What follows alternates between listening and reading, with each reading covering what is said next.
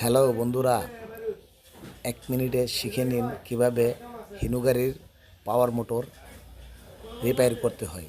তো বন্ধুরা দেখেন, পাওয়ার মোটরের ক্যামরিং বসিয়ে উপরের কাভারটা লাগিয়ে নিতেছি।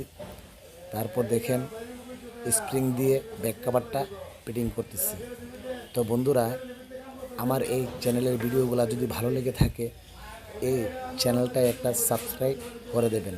বন্ধুরা দেখে নিন, পাওয়ার মোটরের কাজ প্রায় শেষ। তো বন্ধুরা, পাওয়ার মোটরের প্রিমিয়ামটা লাগিয়ে নেবেন হালকা টুকা দিয়ে। তারপর উপরের নাটটা ভালোভাবে টাইট করে নেবেন। দেখেন বন্ধুরা, তো বন্ধুরা দেখেন পাওয়ার মোটর কমপ্লিট হয়ে গেছে। তো ভালো থাকবেন বন্ধুরা। আসসালামু আলাইকুম।